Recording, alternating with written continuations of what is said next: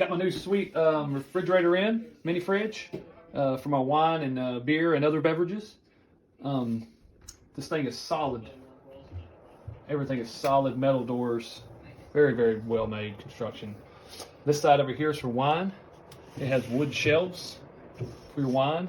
It also has temperature control that you can choose whatever time you want. You got a lock button here where you can't do it, and it's got Celsius and Fahrenheit, so whichever one you prefer.